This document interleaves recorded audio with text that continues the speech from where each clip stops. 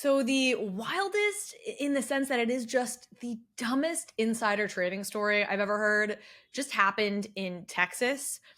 It honestly makes me want to be like the Texas man is the new Florida man, like Texas man performs really stupid insider trading scandal, insider trade.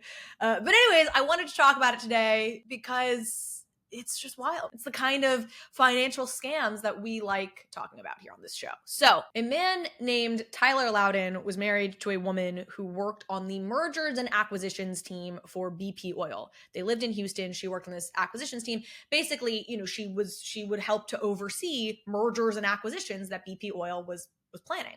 And one of the deals that Tyler Loudon's wife was working on was BP Oil was planning an acquisition of a company called Travel Center, which owns a bunch of truck stops and travel centers as a place for truckers long hauling or whatever to stop and do their thing.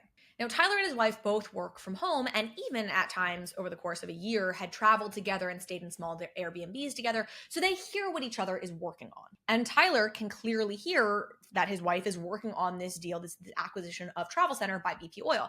Now, it also came out that the wife talked to Tyler every so often about working on this deal. This is what she's focused on day to day. She's in the normal, I believe the phrase was like normal marital communications. She's like, oh, God, I'm so annoying at Bob. It's so annoying at Bob today. He's making my life on this acquisition of Travel Center so much more annoying. Whatever. Now, clearly, if you are the spouse of somebody who is working on a major acquisition of a major company, you should do nothing with this information. You should not even tell other people this information. This is clearly a private, non-public material piece of information happening within BP Oil.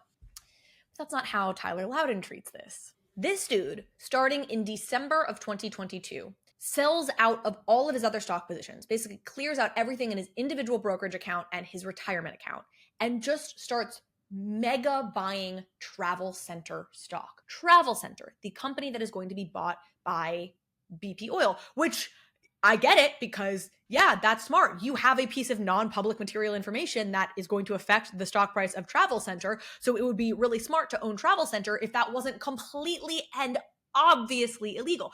Anyways, so this guy Tyler, he starts buying a shit ton of Travel Center stock, all of his accounts, right? He's sold out of all his other accounts and he starts buying it. So that in February, when this acquisition is actually announced, Tyler Loudon owns like 46,000 shares of Travel Center, about $2 million worth of Travel Center.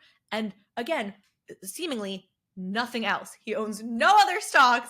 He just owns 56,000 shares of Travel Center. So in February of 2023, the acquisition is officially announced to the public and Travel Center shares shoot up 70% from like $50 to $84. At which point Tyler sells his entire stake in Travel Center, having netted a profit of $1.8 million. Now, this is so crazy. I keep emphasizing like he had no other stock. He had all Travel Center stock because it's just so unbelievably obvious. It's the most flagrant insider trading I've ever heard of. He didn't even try to be subtle. It is so flagrant that it almost makes you think he did not know that this was illegal and that this was something he wasn't supposed to be doing. The only reason I know he knows this was illegal is because he did not talk about it with his wife at all. Clearly, if he thought he was doing something that was totally on the up and up, he would have mentioned to his wife that he had sold all of his other stocks, he had cleared out all of his other accounts so that he could singularly focus on buying Travel Center stock. But he didn't. In fact, what apparently happened is that after this deal happened, after he had netted this $1.8 million, his wife is just talking to him in their normal marital communications. And she was like, oh yeah, Stephanie, who used to work with me at BP, is so annoyed because BP is reaching out to her, asking for her like new address and all this information from her because they need to look into everybody who was a part of this deal and make sure that there was no suspicious buying, that nobody in the know on this deal insider traded. At which point her husband, who has insider traded, is like, oh, are they gonna look into current employees that way as well? Like they're doing with that former employee? And his wife is like, oh yeah, like of course. Which I can only imagine at this point now Tyler's like, shit. I totally insider traded to the tune of $2 million in the most obvious way anybody could possibly insider trade. And so about a week later, he then went to his wife and was like, I have something I have to admit to you. Like I totally insider traded and made $1.8 million. His wife is apparently furious, obviously. He says he did it because he didn't want her to have to work such long hours, which is sweet. But again, also you're like, what was he thinking was going to happen? That at some point he was going to be like, hey babe, you can quit your job, or hey babe, like don't worry about working so hard. I got a spare 2 mil burning a hole in my bank account. And when she was like, oh my gosh, how did you get an extra $2 million that allows me to work fewer hours? Like, what were you going to say? Like, how was this was so poorly thought through. It truly boggles the mind. So anyways, the wife does the right thing. She immediately goes to her bosses at BP Oil and is like, oh my God, my husband is a complete moron. And I don't even know what to tell you, but this is what just happened. And she was placed on administrative leave. She was ultimately fired from her job. So I guess she's working fewer hours.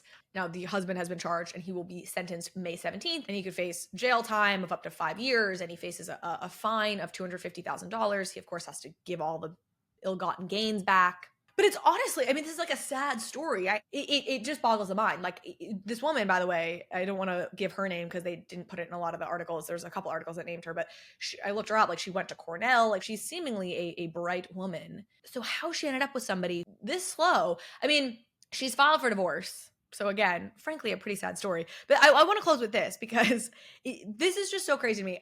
My sister-in-law works for Peloton and has been there for a long time and is somewhat senior at Peloton and has never shared anything non-public or material with me. But I am so terrified of anything even looking improprietous that the other day I wanted to test something out on the Robinhood app. And so I went and just bought 2 shares of Peloton because I don't know, Peloton's often like the first stock that comes to mind for me because my sister-in-law works there. And the stock is at like $4 right now or whatever. So I bought like $8 worth of Peloton stock. And I had this fleeting thought being like, oh no, like what if Peloton announces something tomorrow, like really big, like an acquisition or who knows, whatever. And the stock price goes way up.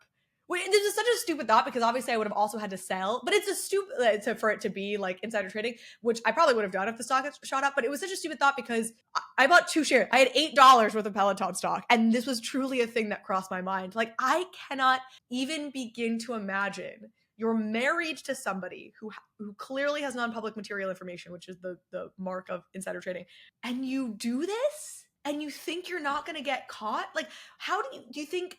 It's just so dumb. It's just so dumb. All right. Anyway, folks, I honestly feel bad. I kind of feel bad for both of them. I don't know. I don't know anything about this man. I mean, he's criminal and broke the law, but I almost feel like he just sounds like kind of so moronic about it that it gives me empathy for him.